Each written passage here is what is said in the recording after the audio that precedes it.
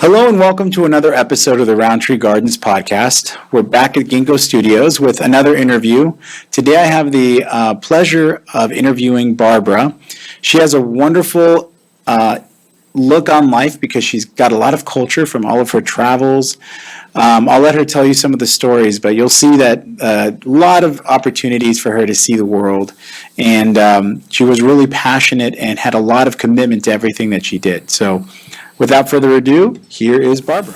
I'm Barbara Hill, and I've been at Rowntree for about 14 months. 14 months. Wow, that's I like the accuracy of the months. That's fantastic. Yeah.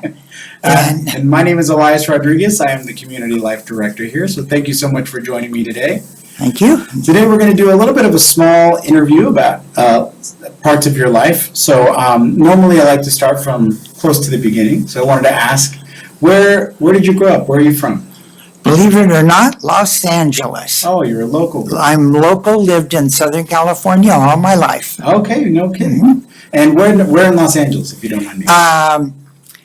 One place that's been in the news a lot lately is Echo Park. Yes. And I lived on the hill up above that. No kidding. For about 10 years or so. And my sister and I used to walk through the park and the library, and it was a really, really beautiful, wonderful place to live. That sounds wonderful. Yeah, Echo Park's pretty famous nowadays. It is.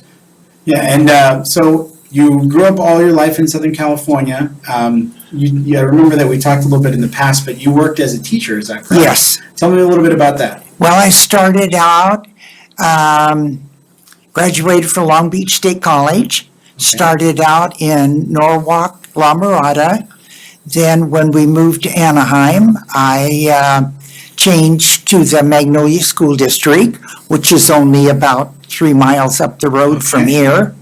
And altogether, full-time and part-time, I taught for over 42 years. Oh my goodness. Wow. Loved it. Absolutely loved it. And what grades did you? Oh, I taught everything from kindergarten through 8th grade, but mainly 4th, 5th grade. Okay. Which I loved. It was. And was that more like general different classes, or were you focused on a specific subject? Oh, no. We had general. We taught everything. Wow. Okay. Yeah, everything. It was PE and art and music. It was all of ours. Really? Yeah. Okay. In those days, we didn't have specialty teachers. Gotcha. So you were just the everything. Yeah. And you mentioned a we in there. We moved to this area. Would you mind telling me about that we? Well, I went to school in Los Angeles and then Alhambra and then Southgate. Went to Southgate High School, graduated from there, and then on to college. And then when I got married, after a while, we moved to Anaheim. I see. So that's when I changed to the Magnolia School District. And where did you meet your husband? Oh, my sister's husband brought him home from the Marine Corps. They were in the Marine Corps together. Okay. So my brother-in-law brought him home, and that was before he went to Korea. No kidding. And so I wrote to him. He was kind of lonesome, but then when he got home, we started dating and got married a few months later. Wonderful. So we were married for 65 years. That's amazing. Longevity is 42 years teaching. Right. Longevity is a common trait for you. Yeah, he worked for the city of Anaheim in the facility maintenance. Oh, okay. So between us, we were really steeped into the community, and then we got very involved with Magnolia Baptist Church, and it has a tremendous outreach into the community and all. So we ended up just living where we lived. In Anaheim, but you were a big part of the community. Yeah. Had to comb my hair and put on a nice shirt before I could go to the grocery store. So when people think of Anaheim, I think they think of Disneyland most of the time. What other things would you say that were important to you in Anaheim while you lived there? Well, when we moved to Anaheim, it was 30,000 people. And then Disneyland came. But before Disneyland came, we had a big deal like Halloween, the parade, and all the schools were involved, and the men all grew beards, and if you didn't have one, you got put in jail. No and, kidding. Oh, yeah. And my husband even rode on a float one time. I forget who he was. Oh, my and goodness, how so, and our kids, the schools were really good. I think they are now, too. They get a lot of criticism, but most of it, I think, is still good. It's different. I'm so glad I taught when I did, because it was fun. I loved I'm it. so glad. It seems like Yeah. it was really a part of you. Like It you really was. did live out. Yeah. Was that something you wanted to do since you were young, to be a teacher? No, I didn't even, I was halfway through college before it. And you just kind of fell into it. Yeah, then, oh, boy, this sounds good. Well, some of the benefits of being a teacher, from what I understand, I've interviewed a few others, and they mentioned that they really like the summers because Yes. they get a lot of time to Uh-huh. travel. Did you do any traveling? Yes, and that was good because we had 3 children, and so I was home holidays and Perfect. summer and all when they were, and we lived close to the schools. We walked to Great. all of that, and so that. But then, about 1980s, we started traveling, Okay. and a couple of the kinds of traveling we did. We got to go to Siberia for 5 weeks. In 1990, early 1990s, and things were just opening up. And we had contact with a missionary, and a group of us went. And that, my parents, a lot of people did not want us to go. They were afraid we I wouldn't be can able to come imagine. home. Oh my goodness, Siberia. But it was a wonderful experience. And 5 weeks? 5 What weeks in brought you for so long? Siberia. Well, because we had work to do and contacts to make with a small church. And we had wonderful translators that stayed with us one-on-one all the time. And it was incredible. It's a great way to travel. I can imagine. Most people, a lot of people have been to Russia. You tour Moscow or something, and that's wonderful. But to go live in Siberia, Yeah, I can't say there's too many people that have had that experience. to do That's our pretty own unique. working, cooking and grocery shopping and a No little kidding. store that wasn't always open.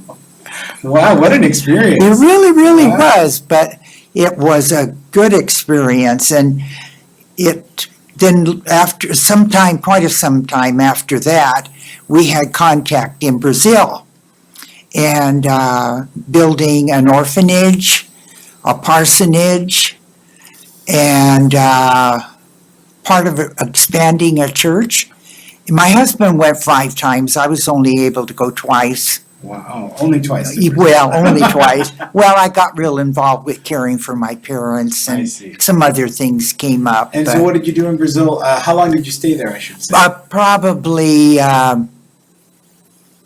2 weeks, Okay. and we had a wonderful coordinator, and he made great R&R Man. excursions, Iguazu Falls and Rio de Janeiro, and Wow. you know, My goodness. So yeah. you had lengthy stays. You didn't just go for, oh yeah, for a couple yeah. of days. You were there Yeah, for- when you go that far and you've got a commitment there, you need to stay a while. That's wonderful. And Yeah. you mentioned your husband went 5 times. Was it all Yeah. kind of 2-week stints? Yeah, oh yeah, Okay. at least Wow. 2-3 weeks, yeah.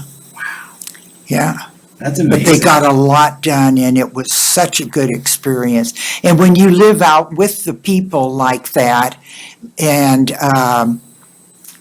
you experience the country, it's not the tourist thing. We got to do that too, but You definitely got some culture in there. yeah, definitely. And you learn learn about the culture before you went, I see. so you didn't get too Oh, shocked. great. That's wonderful. Yeah. experiences. Did you do some traveling for fun as well? Oh, yeah, yeah. And what were some of the highlights of those?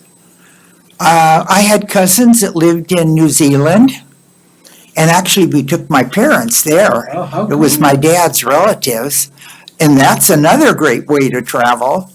I can And imagine. Europe, and back in the 80s and 90s, it was, I think now it's more touristy and all, but then things were really opening up, and you felt like you really were in a foreign country, and all in Switzerland, and you know, just fortunate that was the way.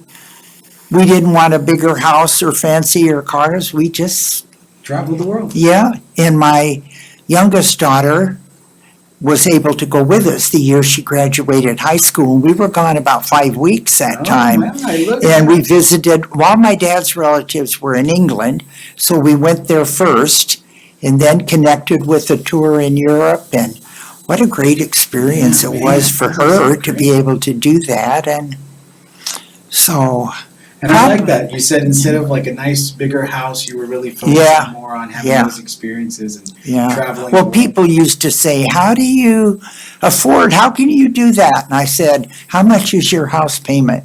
And it'd be $2,000 or something a month. I said, well, mine's only about 300, so.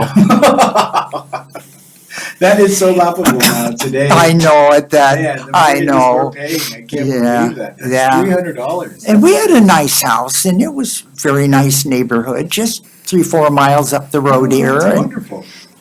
That well, what great experiences. So traveling really Yeah. enriched your Yeah. lives and your experience and culture. Yeah. That's incredible. It was kind of funny because my husband never thought he wanted to travel. And finally I said, well, if you don't go, I'm going without you. Well, I'll go along. And one trip, and he was hooked. Okay. And those mission trips going and working like that, and he was hooked. Wow. Yeah, Oh my. Okay, so you had the travel bug yeah. pretty Yeah. soon. And we were smart in the way we did it, and as we got older and were more cautious, but you know, you don't walk the Great Wall of China or the rooftops in Stockholm when you're in your 80s. You do it when you're 40s or 50s, but Well, I'm starting to get really jealous of teachers because I've interviewed a few teachers now, and they all have wonderful traveling stories yeah, during those gaps yeah. in the school year. It seems like it just presents Yeah. a great opportunity. But after I retired, it was even better because then we could travel in April and October. The off-season. Wasn't all with all the tourists. I see. So there's advantages that way too. Wonderful. Well, thank you for sharing that. That sounds Yeah. wonderful. I ask everyone when we start wrapping up the interviews about a piece of advice that they might give someone who might be getting into the world and just graduating college or thinking about what they Yeah. want to do in life. What might be some advice you give some of those? Well, number one, seek God's will for your life. I mean, stay in tune, stay in touch with God's will for your life. A lot of things sound exciting, or I'd like this or that, but really check it out. And the other thing I think I see is young people not willing to make a commitment and stick with the commitment. And that would go for people looking to get married when they're quite young and all. And I just concerns me greatly that people aren't making commitments to finish school, get into a lifestyle that is in a good direction, not, I don't know, it's kind of hard to explain. Sure, but I think I get your gist. You're Yeah. basically saying commit to something so that you Yeah. can keep seeing it through. Yeah. And it should be fulfilling at the end of that Yeah, journey. right. But try a lot of things. And, you know, when you're working and you're in high school and college, and try some things. And I know my kids found out they did not like working on the weekends and holidays and things, but they tried it and they found out. They might have been kind of fun jobs, but So, you figure things like that I gotcha. out, but That's wonderful. Uh, Okay. I don't know, looking to the future some and working toward it, That's but good. God will guide you if you let Him, if you listen. Wonderful. Well, I think that's great sound advice. Thank you so much for sharing some of your experiences and finding out a little bit of the Yeah. culture. You're very cultured, obviously. Yeah, all the different well, things you've had. I would loved it. It was just something we Well, I did hope some together. of us will be inspired and try Yeah. to get out there a little bit more Mhm. now that everything's opening up a little more. Thank you so much. You're welcome. Thank you for having me. Of course, have a great rest of your day. All right, thank you.